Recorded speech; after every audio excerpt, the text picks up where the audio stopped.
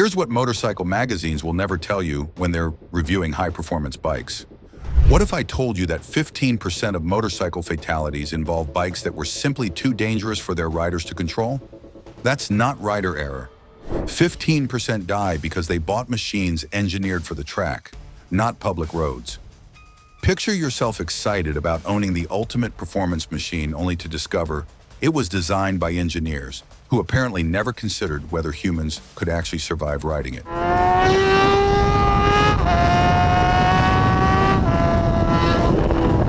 In this video, I'm revealing the 23 most dangerous motorcycles ever made that turn dream bikes into death traps. And trust me, number 1 will shock you. It's a bike so lethal that one famous crash changed safety laws forever. Stay until the end, because this isn't just entertainment. It's your guide to avoiding the expensive mistake that could literally kill your motorcycle dreams.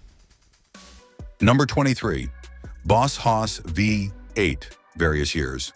Starting our countdown with a machine that proves Americans will put a V8 engine in anything, even if it defies physics and common sense. The Boss Haas V8 features a 6,200 cc automotive V8 engine producing 450 horsepower and 445 foot-pounds of torque. At 1,100 pounds, this isn't a motorcycle. It's a barely controlled explosion on 2 wheels. The danger comes from the fundamental mismatch between automotive power and motorcycle dynamics. That 450 horsepower arrives with all the subtlety of a freight train, while the 1,100-pound weight makes emergency maneuvers nearly impossible. The Boss Haas can reach 160 miles per hour, but stopping or turning at any speed requires serious planning and exceptional skill. Owners marvel at its power, but acknowledge its impracticality for anything resembling normal riding. The V8 engine dominates everything about the riding experience, from the deafening exhaust note to the constant threat of overwhelming the rear tire. This represents American motorcycle excess at its most extreme. More power is always better, regardless of whether anyone can actually use it safely. Number 22, Mako Enduro 685, recent models. The Mako Enduro 685 proves that off-road motorcycles can be just as dangerous as their street counterparts. This 684cc two-stroke single produces 82 horsepower and weighs just 223 pounds, creating a power-to-weight ratio that would be impressive in a superbike and terrifying in an off-road machine. Two-stroke engines deliver power differently than four-strokes, hitting their peak output in a narrow band that can catch riders off guard. The Enduro 685's power band is so aggressive that inexperienced riders often find themselves launched skyward without warning. The short gearing compounds the problem, making throttle control extremely critical. Off-road riding presents unique challenges that street riders often underestimate. Loose surfaces, obstacles, and varying traction conditions demand precise throttle control and body positioning. The Enduro 685's brutal power delivery makes these skills even more critical, turning minor mistakes into major crashes that can leave riders seriously injured in remote locations. Number 21, Kawasaki H2750, Mach 3, 1969 to 1975. The H2750 Mach 3 introduced the world to Kawasaki's Widowmaker philosophy long before the H2750 made it famous. This 498cc two-stroke triple produced 60 horsepower when most bikes struggled to reach 40, creating performance that overwhelmed 1970s chassis technology. The H1's danger came from its rearward weight bias and tendency to wheelie without warning. The two-stroke triple delivered power in sudden bursts that could lift the front wheel at any speed, often catching riders unprepared. The poor weight distribution made the bike unstable in corners and difficult to control under acceleration. Owners reported the H1's unpredictable nature made every ride an adventure, though not always the good kind. The bike's reputation for sudden wheelies and unexpected handling quirks meant that even experienced riders approached it with caution. Insurance companies quickly learned to charge premium rates for H1 coverage, recognizing the elevated risk of ownership that came with Kawasaki's raw performance philosophy. Number 20, Suzuki GSXR100, 1993 to 1994 WP model. The GSXR100 WP model proves that even legendary sport bikes can be dangerous when engineering priorities go wrong. This 1074cc inline-4 produced 156 horsepower, but weighed 573 pounds, creating a machine that was both powerful and unwieldy. The problem wasn't the engine, the issue was the heavy frame that made the bike difficult to handle at high speeds. The GSXR100's weight distribution and chassis design created instability that became more pronounced as speeds increased. Number 19, MV Augusta F4 LH44, 2018. The MV Augusta F4 LH44 is dangerous not because it's poorly designed, but because it's too good for most riders to handle safely. This limited edition superbike produces 212 horsepower from its 998cc inline-4 and weighs just 386 pounds dry, creating performance that approaches racing motorcycle levels.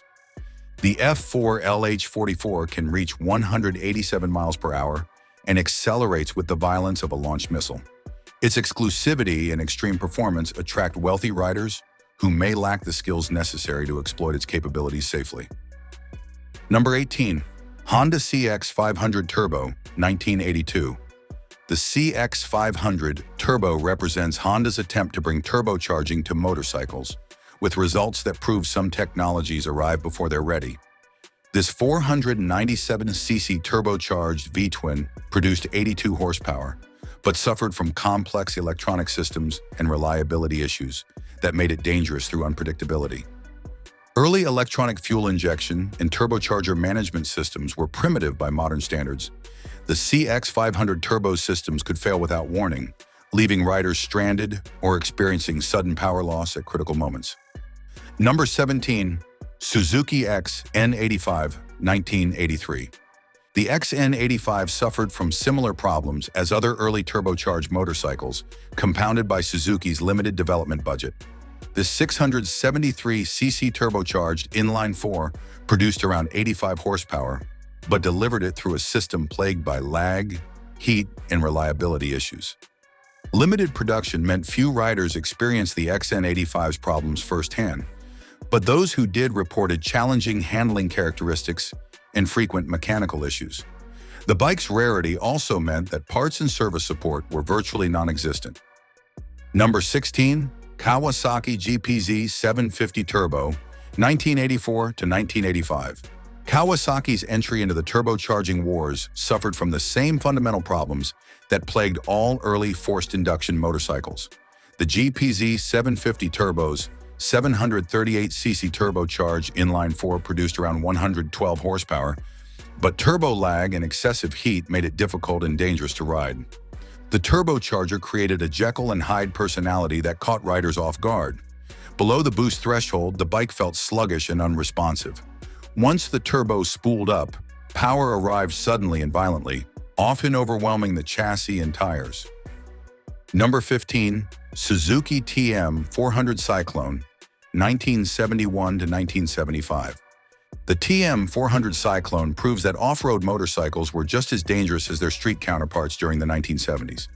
This 396cc two-stroke single produced 40 horsepower, but suffered from erratic power delivery, weak frame construction, and unreliable ignition systems that could leave riders in dangerous situations. The two-stroke engine's power band was narrow and violent, delivering power in sudden bursts that could overwhelm traction and control. The weak frame flexed under acceleration and hard braking, creating handling that was unpredictable and potentially dangerous. Frame flex also affected suspension performance, reducing rider control in challenging terrain. Unreliable ignition systems compounded the problems by creating inconsistent power delivery. Riders never knew whether the engine would respond properly to throttle inputs, making precise control impossible in challenging off-road conditions. The combination of power surges and mechanical failures created numerous crash opportunities that caught many riders off guard. Number 14, Suzuki RG500 Gamma, 1985 to 1987. The RG500 Gamma brought Grand Prix racing technology to the street with results that proved race bikes don't always make good road machines. This 498cc two-stroke square four produced around 95 horsepower and weighed just 340 pounds, creating performance that few riders could handle safely. The square four engine configuration delivered power in a sudden surge at 9,000 RPM that could cause high-side crashes without warning. The narrow power band meant riders had to keep the engine spinning at high revs to access performance, making smooth street riding nearly impossible. Number 13. Quasar, 1976 to 1979. The Quasar represents one of the most unusual and dangerous motorcycles ever built. With only 6 units produced, this experimental machine featured hub-center steering and a low center of gravity that created handling characteristics unlike any conventional motorcycle. The hub-center steering system eliminated traditional forks in favor of a complex linkage that was supposed to improve handling. Instead, it created steering feel that was completely foreign to riders accustomed to conventional motorcycles. The learning curve was steep and potentially dangerous. Before we continue with more lethal machines, let me ask you something. Have you ever ridden a bike that genuinely scared you? Subscribe now because we're about to reveal motorcycles that were so dangerous they changed safety regulations forever. Number 12. Mako 700, mid-1980s, 2009 to 2014. The Mako 700 series represents the ultimate expression of two-stroke single-cylinder excess, with engines up to 760cc producing over 80 horsepower in a 220-pound chassis. These machines delivered brutal torque that was nearly impossible to control, especially in motocross applications. The massive two-stroke single created power delivery that was more like an explosion than smooth acceleration. The narrow power band meant riders had to keep the engine at precisely the right RPM to access performance. But when that power arrived, it could overwhelm traction instantly and launch riders into orbit. Off-road riding demands precise throttle control and smooth power delivery to maintain traction on loose surfaces.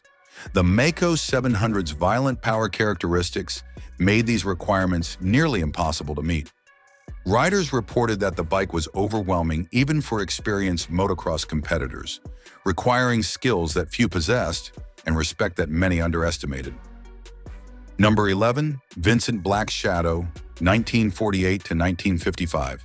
The Vincent Black Shadow was dangerously fast for its era, producing 55 horsepower when most motorcycles struggled to reach 30.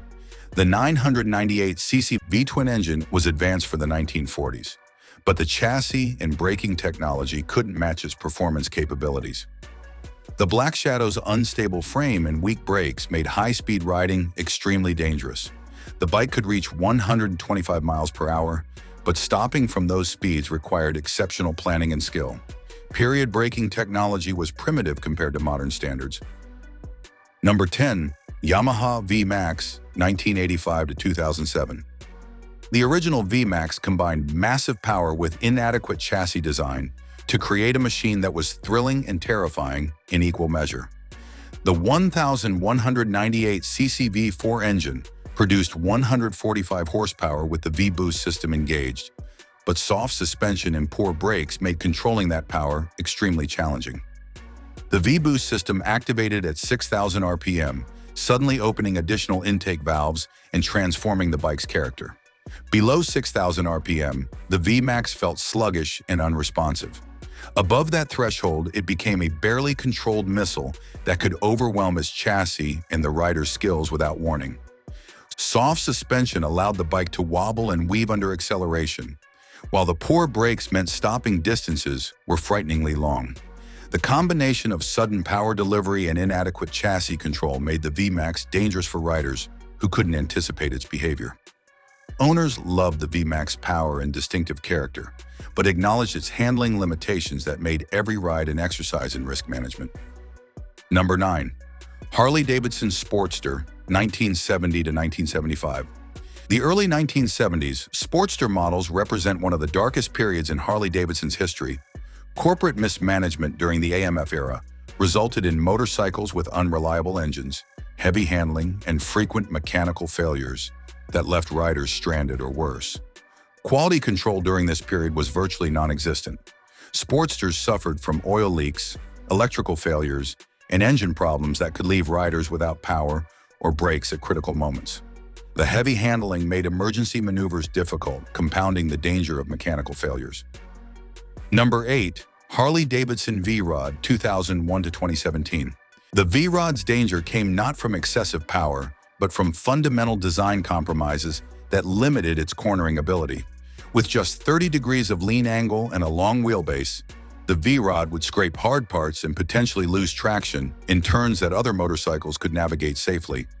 The limited cornering clearance meant that riders approaching corners with sport bike expectations could find themselves grinding foot pegs and exhaust pipes against the pavement. Once hard parts contacted the ground, the bike could become unstable or lose traction. Number 7. Ducati Street Fighter 1098S 2009 to 2012. The Street Fighter 1098S represented Ducati's philosophy that electronic aids were for weak riders. This 1099cc V-twin produced 155 horsepower with no traction control, no wheelie control, and no safety net beyond the rider's skill and judgment. The lack of electronic assistance meant that all 155 horsepower was available instantly, with no systems to prevent wheelies, slides, or crashes. The bike rewarded expert riding with thrilling performance, but punished mistakes severely. Number 6. Suzuki TL1000S 1997 to 2001. The TL1000S proves that even well-engineered motorcycles can be dangerous when key components fail. This 996cc V-twin produced around 125 horsepower, but suffered from a faulty rotary rear suspension system that caused instability and tank slappers at high speeds. The rotary damper rear suspension was supposed to provide superior performance compared to conventional systems. Instead, it created instability that manifested as violent tank slappers, oscillations where the handlebars shook uncontrollably, often throwing riders from the bike. These episodes were genuinely terrifying and could occur without warning at highway speeds. Suzuki issued a recall to install steering dampers, acknowledging the suspension system's problems, but the damage to the TL1000S's reputation was permanent. Riders who experienced tank slappers reported losing complete control of the motorcycle, with some lucky enough to regain control, while others found themselves sliding down the highway. Owners loved the V-twin engine's power and character, but lived in constant fear of the suspension system's unpredictable behavior. Number 5. Suzuki Hayabusa 1999 to present. The original Hayabusa was dangerous not because it was poorly designed, but because it was too good at what it did. Early models produced 173 horsepower and could exceed 190 miles per hour straight from the showroom, making extreme performance accessible to riders who lacked the skills to handle it safely. The Hayabusa's danger came from its accessibility. Unlike superbikes that required expert riding to access their potential, the Hayabusa delivered crushing performance to anyone who twisted the throttle.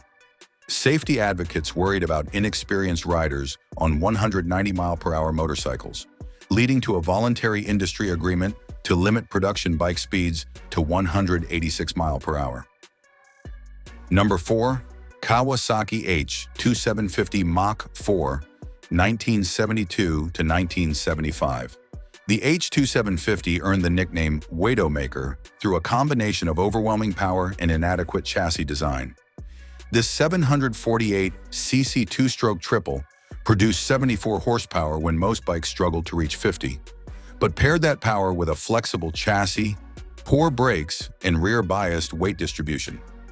The two-stroke triple delivered power in sudden bursts that could overwhelm the bike's handling capabilities. Some racing circuits banned the H2 for being too dangerous, recognizing that its combination of power and handling made it a threat to rider safety. Number 3. Kawasaki Ninja H2R 2015 to present. The H2R is dangerous because it represents track-only performance that exceeds what most riders can safely handle. This supercharged 998cc inline-4 produces over 300 horsepower and can reach approximately 250 miles per hour, creating performance that approaches racing motorcycle levels.